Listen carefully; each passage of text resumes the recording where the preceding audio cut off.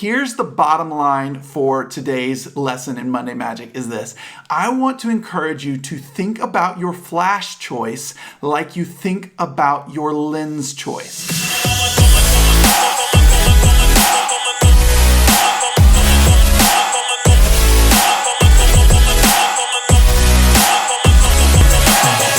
What is up, y'all? Welcome to Monday Magic. My name is Rob Green, and each week I am here to give you tips, tricks, and inspiration to help you build your business, wow your clients, and create photo magic. And one of the questions I get all the time in my Facebook group for all the students in our Flash course is, how do I know which flash is the right one for me? And so today I want to tackle that question and help you guys figure out which flash should you get. So to start with, here's what I want to say is there are a ton of options out there to choose from. And what I have found in my experience is that most people, when they do one of these reviews about which flash should you buy, they get really caught up in all the technical specs and all these not random, but phrases that are very technical, they're very scientific sounding, and quite frankly, for most of us, they're very confusing. And so what I want to do in the way that I talk about this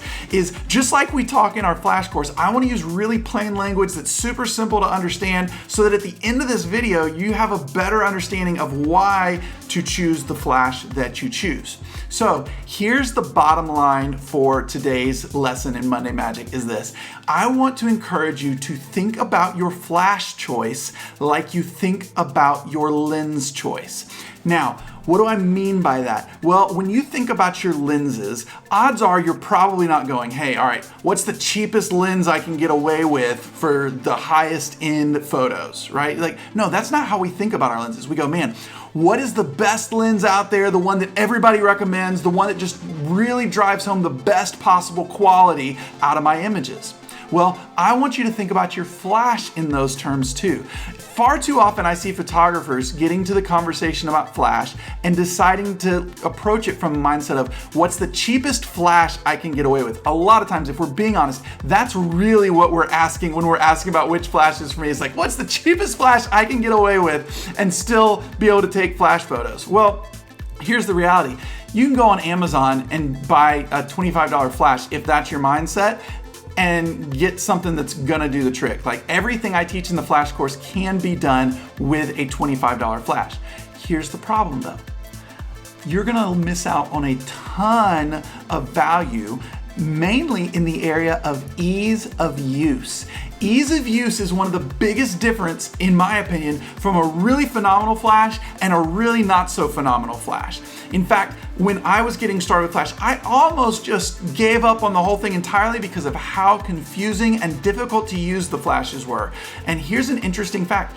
About 99% of the flashes on the market, even higher end ones, used a very confusing menu system. I'll talk more about that in just a minute. So what I want to do today is really help us figure out a better question when it comes to our flash. And like I said, that question is, how do I think about my lenses? Well, most of us, when we think about lenses, oftentimes this is what a lot of photographers will do, is you rent a lot of different lenses till you find the one you love the most, and then you rent that one until you can afford it.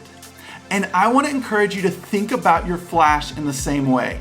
Rent flashes until you find the one you love the most, and then rent that one until you can afford it. This is going to do wonders for you when it comes to really identifying the best possible flash for you. Now, like I said, one of the biggest differences I find that separates what in my opinion is the best flash out there, the Profoto flashes, from everything else, and that's the menu system. In fact, check this out. I'm gonna walk you through two of the most common things that everybody needs to be able to do with their flash: manually adjusting the power and wirelessly connecting your flashes to one another if you're doing like a multi-flash setup for like reception lighting or something. These are two of the most common functions everybody needs to know how to do with their flashes. And I'm gonna walk you through that on the really common menu system that most flashes have. Even like the Godox V1 uses a menu system kind of like this. And the Profoto menu system, which is just worlds simpler. So watch this, check this out. This is the Yongnuo 600 EX RT2. Even the name just makes my brain hurt. But this is basically a lower budget version of the Canon flash with that same name, 600EX RT2. And depending on your flash brand and model, your menu may vary a little bit from this one. Let's take a look at this menu together. The reason I don't recommend flashes with menus looking anything like this is because they're just so darn clunky and confusing. All right, that was a little bit of Texas coming out there, so darn, that for those of you in other parts of the country, that's just like so darn, but just kind of abbreviated with a little bit of twang in it. So darn, they're just so darn clunky and confusing. First, let's look at adjusting the power of your flash in manual. On this flash, the Yongnuo flash that I've got here, you've got this little lightning bolt looking symbol over to the left. This symbol is your friend because this is gonna be what lets you navigate between different wireless syncing options. The button just below it and a little bit to the side, adjust your shooting mode. This one's also your friend because it's gonna let you shift between automatic and manual. Now, you've likely got your flash set in a way that the top left of your screen says ETTL. Again, this is just your flash's version of shooting in automatic. So to switch it to manual so that you can control the power levels of your flash, press the mode button once and you should see an M with a series of fractions lined up. That's your power settings. From here, you're gonna move to the row of 4 buttons, the ones located just below the screen. These are the function buttons. One of them should say plus minus. If you press it, you'll gain control over the manual power settings of your flash, which you can control with the flash's click wheel, kind of like my Profoto. Most flashes can go from 1/1, which is full power, all the way down to like 128th power, something like that. And once you've got the power set where you want it, you just press the button in the middle of the quick wheel to set the power. That's manual power adjustment. Now let's look at setting up wireless connectivity between 2 flashes. For a flash like this, with this kind of menu system, this can be maddeningly confusing. In fact, it's been a while since I've used these, so if I get something wrong or there's a better way that you know of, just drop me a comment. But on this flash, I'm gonna press my little lightning bolt connectivity button here, and it's gonna take me to a screen that says all next to the fractions.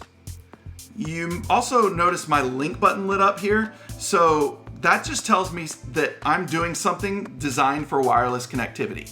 If your menus are similar to this one and you don't see that all written there on the screen, keep pressing the lightning button until you do. It'll cycle through a bunch of options that will make your head spin, so just keep your eyes out for all and ignore the rest. Isn't that nice, just to know all the confusing things that can be ignored, so you can only focus on the important confusing things? The all setting is not where we'll stay though. If we stayed on all, you'd change the power of all your flashes at once. What we want to do is set this up to where each flash can be controlled separately in its own little group labeled A or B or C, just separate from all the others. And so to do that, you're gonna go back up to the function buttons and press the one that says ratio until you see A, B, C.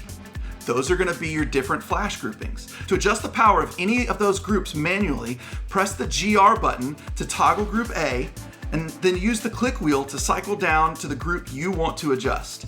Press GR again to jump over to the power settings for that group.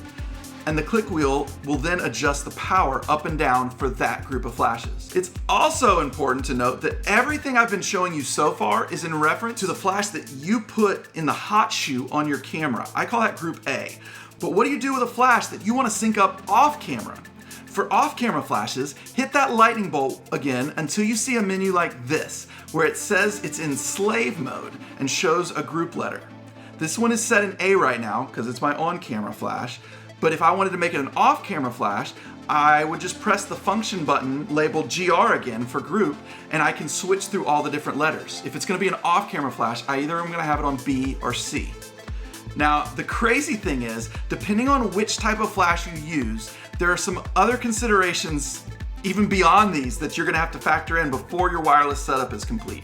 You're gonna need to be on the same channel number, the same frequency. In some cases, you even have to set up a matching 4-digit ID number. There's a lot of nuance to this, so you'll want to check your particular flash's instructions for the specifics. I want to show you how easy it is to perform these 2 core functions with my favorite flash, the Profoto A1. This is the flash I swear by, y'all, because it is so stinking easy. Let me demonstrate to you how those same two processes, adjusting your power and manual and setting up wireless connectivity, work with the Profoto A1. All right, first off, number one, I gotta adjust my power in manual. To do this, there's no buttons to push or menus to navigate on the Profoto A1. I just check the side of my flash to make sure it's set to manual and not ETTL, and then I rotate my click wheel. And you'll notice instead of the tiny little fractions you may see or may have seen on other flashes, I get large, easy to read numbers, and I love it. On the Profoto, full power is 10.0, or what's probably 1/1 on your flash. And then the second thing I need to do, number two, I need to set up wireless connectivity between multiple flashes so I can control all of them. So to do this, I just hit the select button in the middle of my click wheel so I can access the menu. I rotate the click wheel over to air. I set air to on, and bam, just like that, wireless is now working. I can also adjust my channel and group here, but since this is my on-camera flash, I'm just gonna leave it set to 1 and A. To add a second flash off camera though, I repeat the process, and I just change this to group B or C. But here's the best part. To control the off-camera flash manually, all I do is go back to my on-camera flash, I press the button that goes with the group letter I want to adjust, and it just goes up and down. Isn't that unbelievable? I can even press and hold a group letter to turn that flash off entirely. Isn't that unbelievable? Like night and day difference between what it looks like on most flashes and what you get with a Profoto flash. So that's what I want to encourage you to think about as you're thinking about this is, how much work do I really want to have to put into this in the middle of a wedding day or in the middle of a really nice portrait session for somebody? Do I want to be fumbling through menus trying to figure things out, or do I want to be focused on loving and serving my client? If you're somebody who just loves getting deep into the weeds of all the technical stuff and you like that older school menu system, then by all means, go for one of those other flashes. But if you're somebody who, man, the first time you held an iPhone in your hands and you sent a text message with that instead of using that old like T9 text system that the old Nokia phones use, you know, like the ones you can play Snake on, if you got excited the first time you held an iPhone in your hand because of how simple it was to use, then the Profoto flash is gonna be the flash for you. And so again, I encourage you, rent several different flashes and try them all out for yourself and see the difference. Rent till you find the one you love. I think it's gonna be the Profoto series. And then rent that one until you can afford it. You'll be so glad you did. That's all for this week's edition of Monday Magic. If you liked this video, be sure to like it and leave a comment below and subscribe to our channel. Can't wait to see you. We'll be back next week with more tips, tricks, and inspiration to help you build your business, wow your clients, and create photo magic.